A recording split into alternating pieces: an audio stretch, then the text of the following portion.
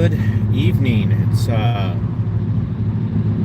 Monday, what is it? Monday, October 28th, and this is a different drive time dialectic. I wanted to give you guys a little bit of an update on what we're doing for Chase's family, and thought I would do it this way. Because, as some of you may be aware, I had a phone call with Chase yesterday afternoon, which is posted already for you guys to listen in on. So make sure you go and listen to that. I've got 3 of them up in the Justice for Chase playlist, so make sure you're listening, and I'll try and link that here in the description of the video when I'm able to do that. But while we're at it, thank you to the Angry Vet for being a channel producer, being a show producer. Hey AVA, good to see you. I'm gonna need you in the chat tonight at 6 p.m. your time if you can do it. I don't know if we're gonna get many trolls, but could definitely use all my mods in the chat tonight if we can do it. Hey Lou, good to see you. At 8 p.m. Central Standard Time. 8 p.m. Central Standard Time tonight. But yeah, big shout out to the Angry Vet for being one of my show producers through memberships here on my channel. He has really been a blessing to me in a lot of ways. And a big shout out to IMAP from over on Subscribestar, who is also a show producer through top membership. Hey Brandon, good to see you.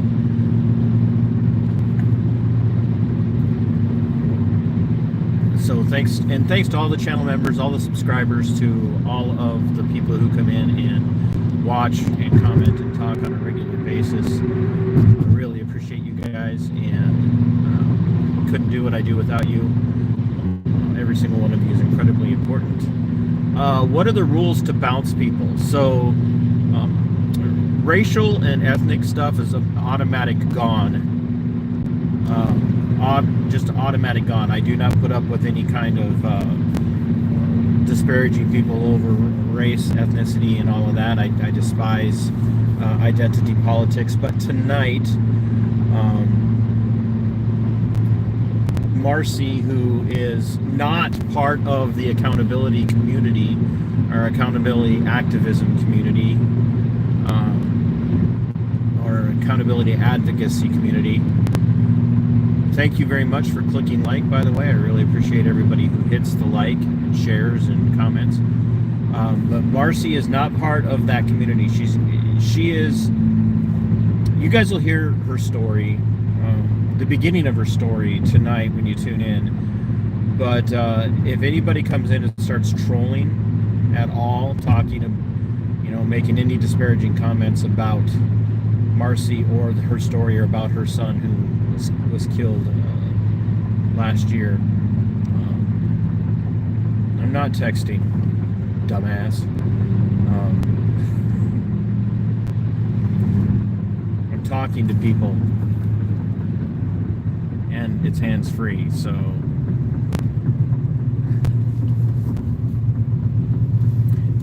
I use dumbass in a pleasant way.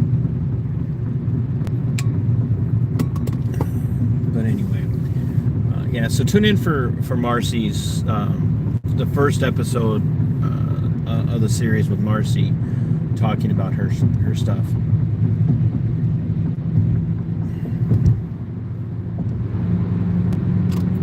So we're going to talk a little bit about Chase and Julia and the girls. So as many of you know, Chase was, I would assert, wrongfully charged, wrongfully tried, wrongfully convicted of some felony level stuff, and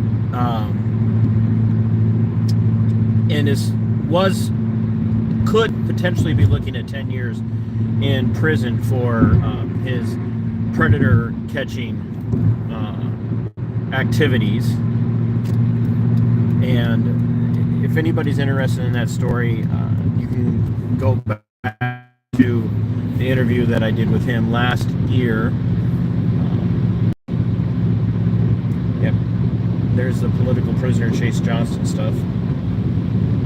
And you can watch my interview with Chase where he tells his story, and you can hear what he did in one, having caught a deputy in the process of trying to meet with underage girls in exchange for alcohol. And then you can also get updates about his trial and his time in lockup waiting for sentencing.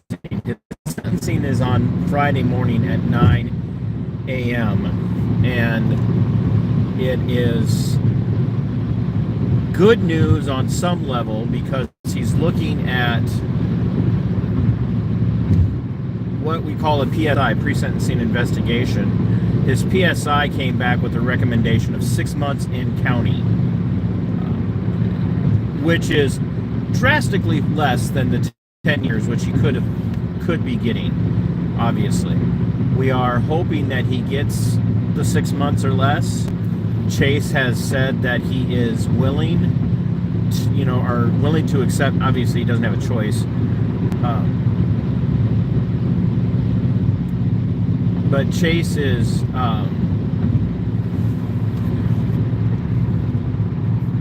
willing to understand a departure from the 6 months if the judge says, hey, look, Chase is going to need to go and do a year and a half. He's said that he can wrestle with that and accept it in his mind. But no matter what, Julia and the girls, Chase's significant other, is they're looking at being without Chase for a minimum of 2 more months. It could be more or a lot more. And as you know, I have been trying to figure out a way to get some support for Julia and the girls into their hands in a way that's beneficial for everyone involved, so that people know that the money's going to a good cause. And it's just crazy hard to do anything. You can't trust GoFundMe. Give, Send, Go has really strange rules and stipulations about what they will allow on their platforms. I looked at doing Buy Me a Coffee, but you have to set up a bank account for Buy Me a Coffee, and I don't want to be the only person on the bank account. So there was a lady who very graciously offered to help with that, but then she had a terrible accident last week, and her vehicle was just totaled, and it's a miracle she survived. So I just said, I'm going to ask Julia. And Julia said, yes, please, if people are interested, give them my Cash App. So I'm going to update the thumbnail of the Cash App so that you can see it, but also in the description of this video right now is where you can Cash App her. So if you use Cash App, go into the description of this video and find where I give her Cash App address. I believe it's $Julia, JuliaKalou1. Julia, $Julia Kalou1. And if you have the ability to do something through Cash App, you can send that directly to her. If you do that, would you please just say, hey, we heard your story from TC, and we'd love to be able to do something to help you. Anything helps right now. They are down to single income. It's just Julia's income right now. Obviously, Chase's income has been snatched away from the family, and he was working hard to take care of his kids. Chase was working and turning his life around, and I've seen a lot of miraculous changes in people. I've never seen the kind of change in what I saw in Chase. Well, I've seen one other person. that has done that. And he's in the chat here on a regular basis. He goes by the Urban Conservative. And so I would really appreciate if everybody would, if they can, do something to help Julia and the girls out, because the whole family is being punished for, and I'm just going to be brutally honest, for no reason other than the retaliatory prosecution of Chase and for what he was doing. And you could dispute this all day. You could say that Chase was out of line, that he had really, bad tactics, but Chase was trying to protect his community. Chase was trying to protect kids. And the heart was in the right place.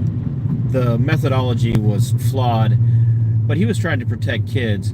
And I believe that his prosecution is a direct result of him turning in Deputy Matt Adamson almost a year and a half before the deputy was actually caught in an accidental sting.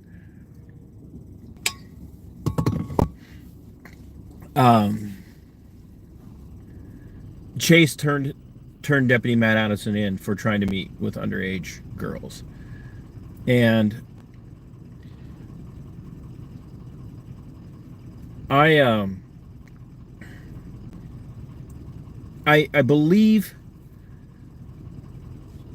it was retaliatory because of the way that the county attorney, Mark Ostrom, spoke about Chase to the local media.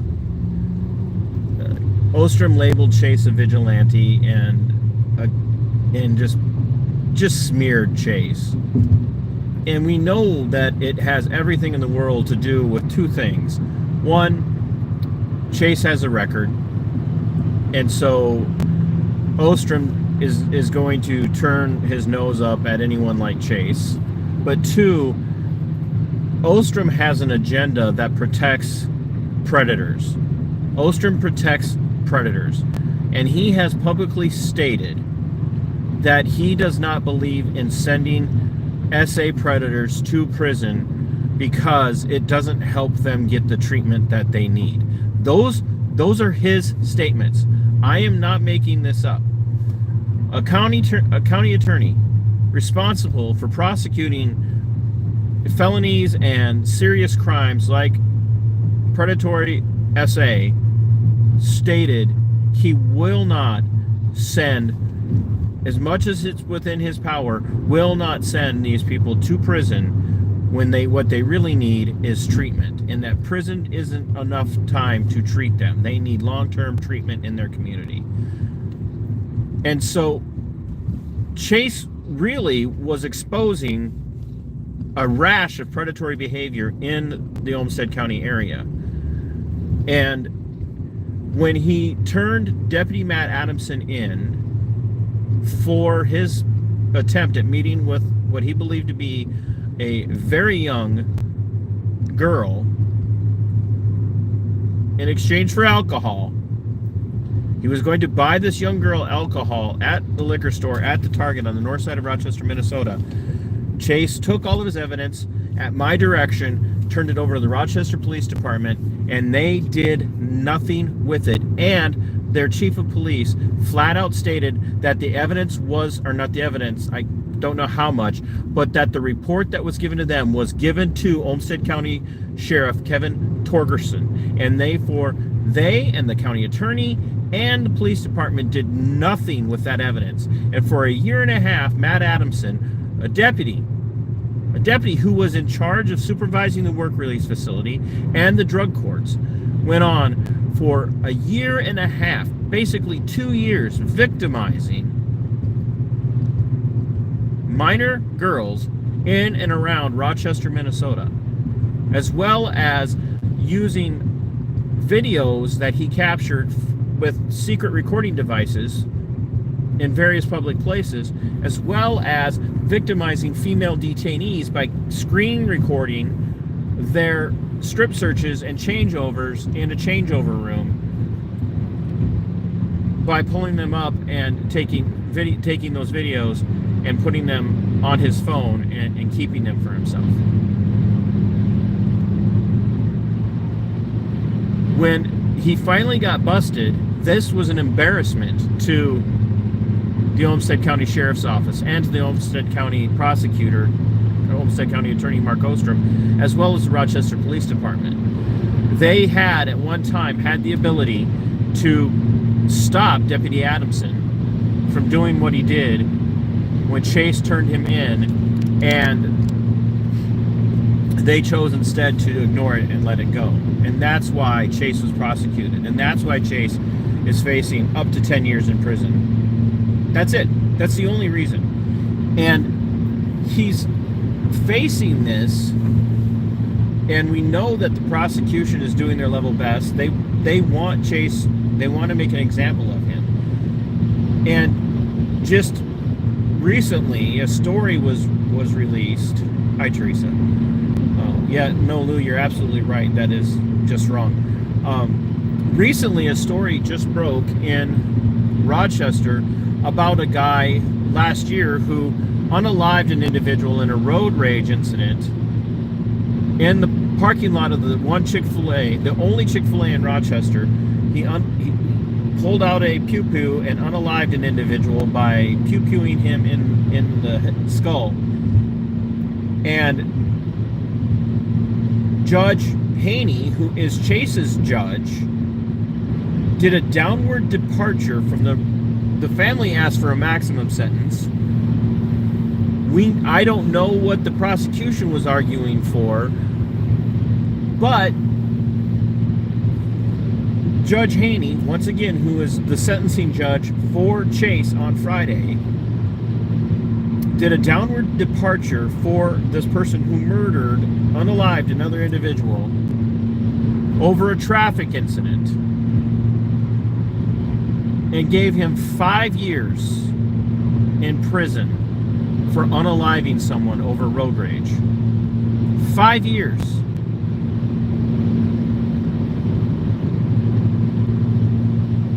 Now, we could hope that Chase walks into that courtroom on Friday and that Judge Haney says, while Chase's tactics may have been bad, may have been less than professional, less than perfect, his heart was in the right place, and what he was accused of and ultimately convicted of really isn't as bad as the police sergeant at the time, Ben Schlegg, made it out to be. So we're gonna do a downward departure, and we're gonna give Chase the 6 months or credit for time served or whatever. We can hope that that's what happens, but we also know that the prosecution is going to argue heavily for a lot more time. And so I want everybody to keep that in mind. And I wish I could be there on Friday morning. I don't know that it's possible. I want to be in the courtroom to support Chase. I really do. It's an uncomfortable place for me to go, quite frankly. I hate going back into that building. But I want to put that aside and be there for Chase. And so we are really hoping that the judge has that kind of compassion for Chase. It's, as you know, as opposed to the kind of, not as opposed to, but along with the same compassion that she showed to unalive somebody, literally unalive somebody in a traffic stop. Or not in a traffic stop, but in a road rage incident.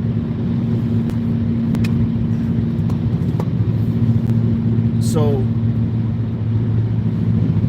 once again, Julia and the girls and the kids, they're looking at a minimum of another 2 months without Chase. And we're coming up on Thanksgiving, and we're coming up on Christmas.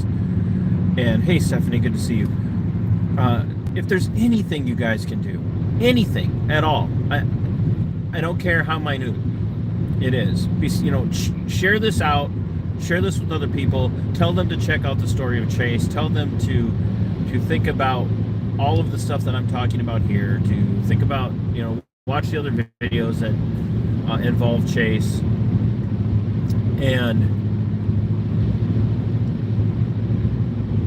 then ask them if at this time of year when everybody's strapped and everybody's trying to help somebody right now, if there's just any one tiny little thing that they can do, $5 here, $10 there, something, $1. I don't know what CashApp charges for that, but if there's anything at all you guys can do for Julia, I know how much that would bless her and help her and those girls right now, especially knowing that at the minimum, Chase is going to miss Thanksgiving and Christmas this year, at the minimum. Because if they do the 6 months with credit for the amount of time that he has served and automatic good time credit that Minnesota gives you, so in Minnesota you automatically get credit for you get 2/3 time. So you get 1/3 of your time knocked off, assuming that you are going to do well while you're locked up, whether it be at county level or at the state level. So if you're looking at 9 years, I'm just making it easy. If you're looking at 9 years, they automatically knock 3 years off your sentence.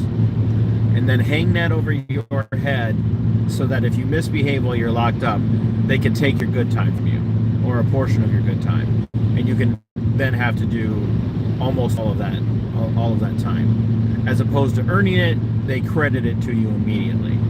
So if they give Chase the 6 months, they give him credit for time served, and they take off the 1/3, and he does his 2/3, he'll be out shortly after Christmas. But that doesn't do anything for his girl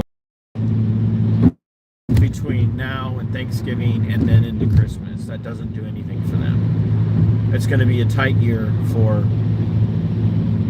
the holidays for Julia and the girls. And if that means, honestly, if that means that you guys all who are channel members choose to take your channel memberships away from me and go and give that money that would have been a channel membership to them, or if you were thinking, hey, one of these days I'm going to do a super chat for TC, I would much rather you guys take that money that you would have done for a super chat or for a channel membership and give that to Julia and the girls.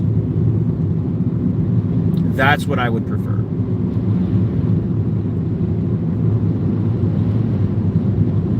They need it more than I do.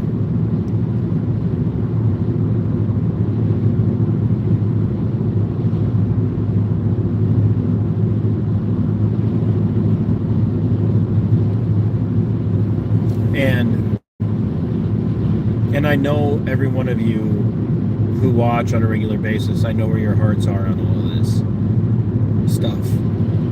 We're being pulled in 1,800 different directions to help. We've got people, out there saying, hey, join my channel. Hey, become a channel member. Hey, send me a super chat. Send me a super thank you. Show me your appreciation.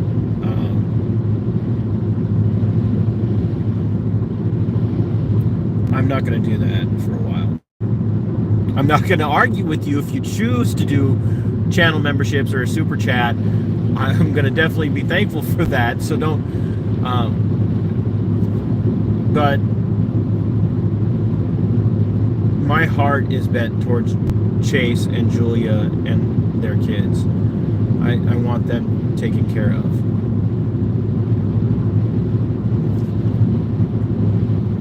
Chase didn't deserve this, and Julia and those little precious little girls did not deserve this. I have watched repeatedly over the last several years as actual violent criminals in Olmsted County, Rochester, Minnesota, have gotten slap on the wrist after slap on the wrist after slap on the wrist after slap on the wrist. Hey, old guy Mitch. I mean, you guys have been following the story of Minnesota State Patrol Trooper Shane Roper that I have been telling you about since it happened back on May 18th, when he, with negligence and depraved indifference, took the life of... hey, I was just talking about you, the urban conservative. Folks, the urban conservative is one of two people that I knew in my time at the detention center as a deputy there, who has greatly impressed me and humbled me with the way he's turned his life around. He and Chase are two examples that restorative justice is a real thing and can be had. So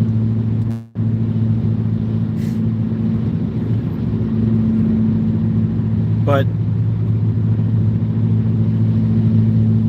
we've seen the justice system in Olmsted County let violent people who actually victimize people through, whether it be SA violence or just assaultive violence, over and over and over and over and over and over and over again. Olmsted County courts, Olmsted County Attorney's Office have given tiny little slaps on the wrist to people who really should be locked up for much longer, or just at all. Tiny little slaps on the wrist.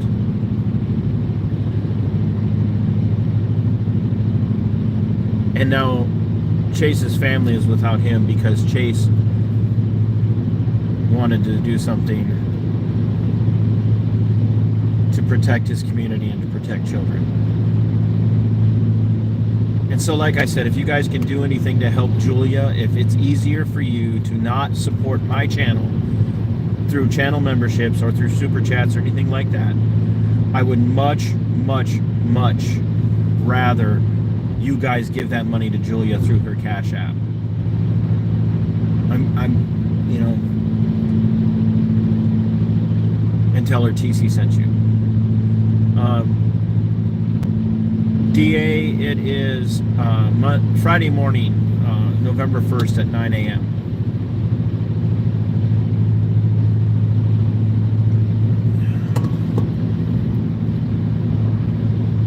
I'm 100% serious about that. I would much rather you guys help Julia and the girls.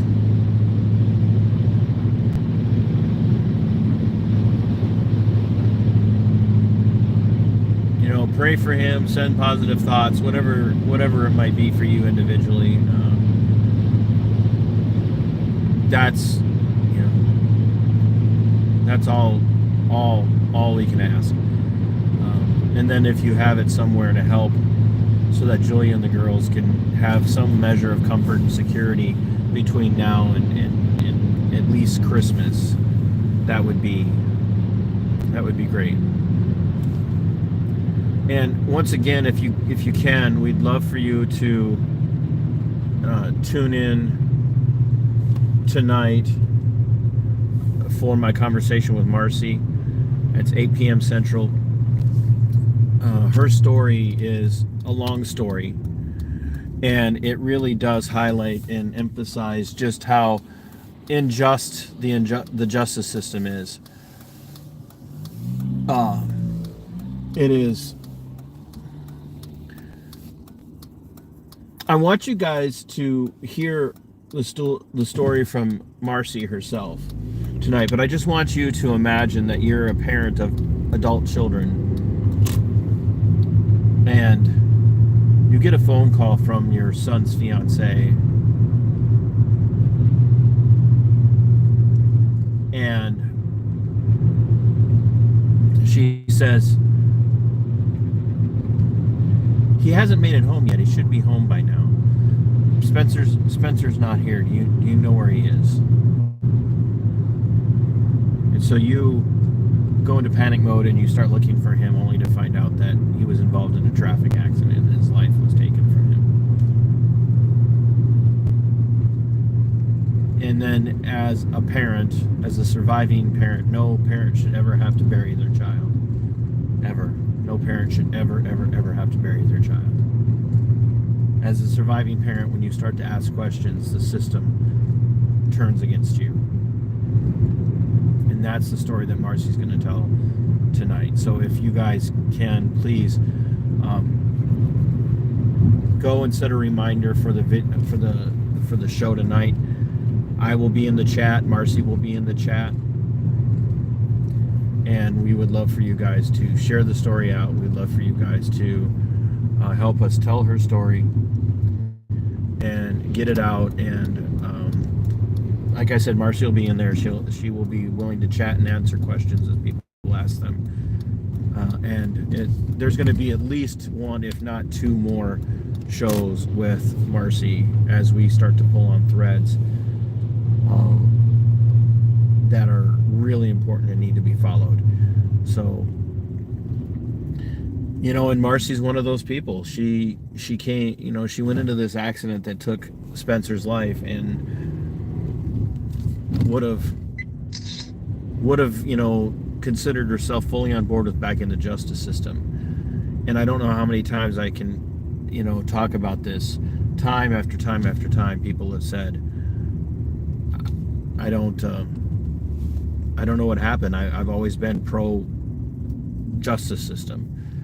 I've always been pro police. I've always been pro, prosecution. I've always been, I believe in law and order. And yet this happened to me, and X, Y, and Z have followed. So, yeah, tune in tonight. And like I said, if there's anything you guys can do to help Julia and the girls, not only would it mean a world to me, it means a ton to Chase. So I'm going to get ready to wrap this up and check on the Freedom Flock and get the grill going so that I can shower and then grill dinner and be ready to sit in the chat with you guys tonight as my conversation from Marcy recorded yesterday plays for TC and Friends Monday Night Musings. So I hope you guys are all well.